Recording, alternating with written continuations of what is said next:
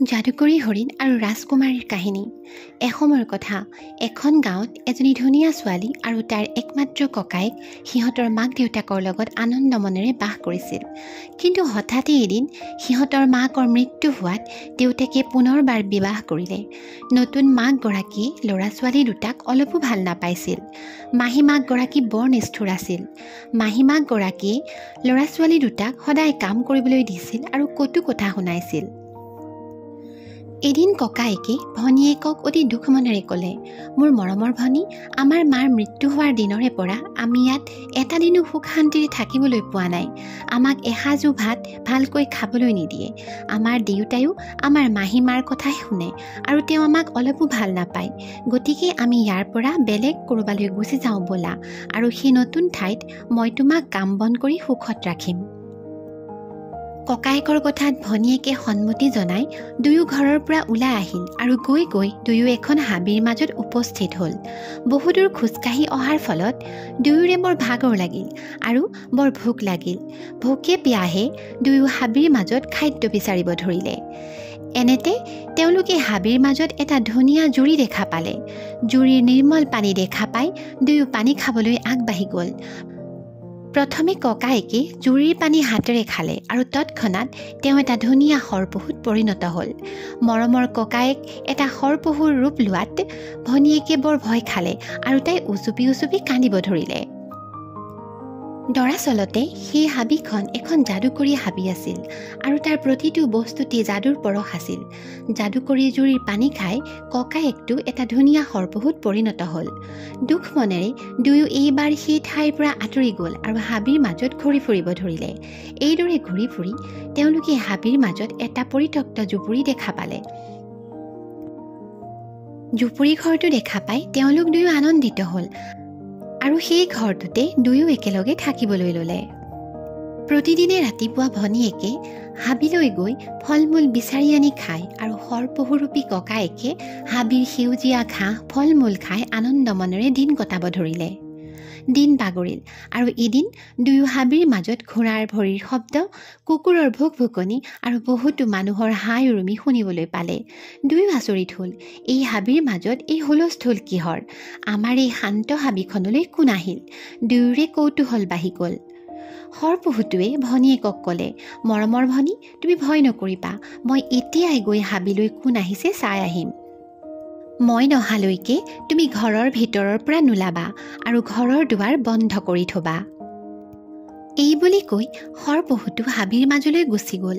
হাবিৰ মাজত সি এজন ধুনীয়া ৰজাক তেওঁৰ ৰাজকীয় চিকাৰীৰ দলটোৰ লগত চিকাৰ কৰিবলৈ অহা দেখা পালে। কিন্তু হঠাতে মুখ্য চিকাৰীজনে সৰপহুটো দেখা পালে আৰু তাক চিকাৰ কৰিবলৈ আগবাঢ়ি আহিল। কিন্তু দ্ৰুতবেগী সৰপহুটো ধৰাটো ইমান সহজ নহয়। তৎক্ষণাত সি দৌৰ মাৰি গভীৰ জোপোহাৰ মাজত লুকাই গ'ল।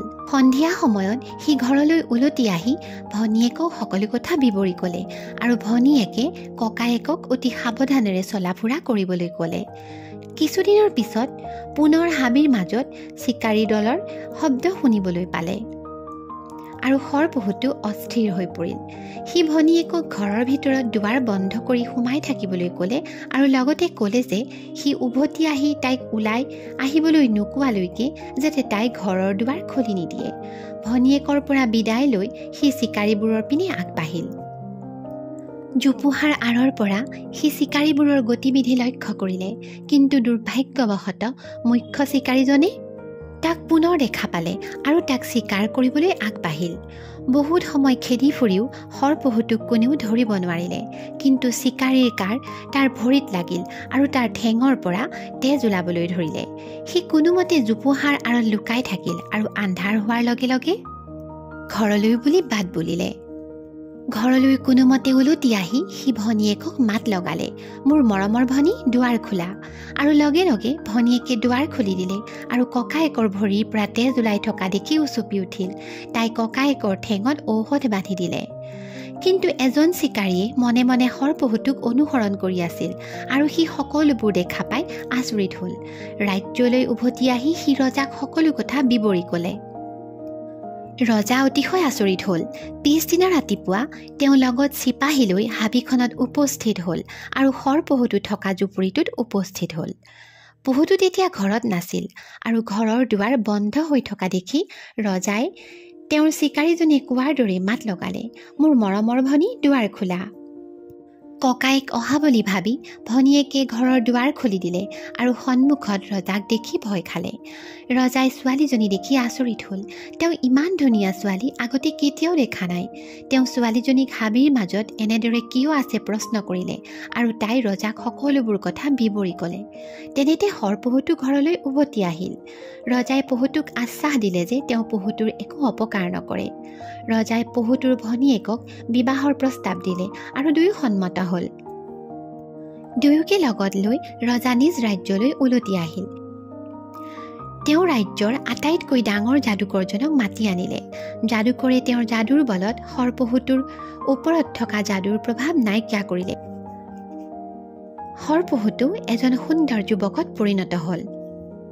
ৰজাই তেওঁৰ ভনীয়েকৰ লগত বিবাহ পাশত আবদ্ধ হ'ল আৰু সকলোৱে সুখে সন্তোষে দিন কটাব ধৰিলে।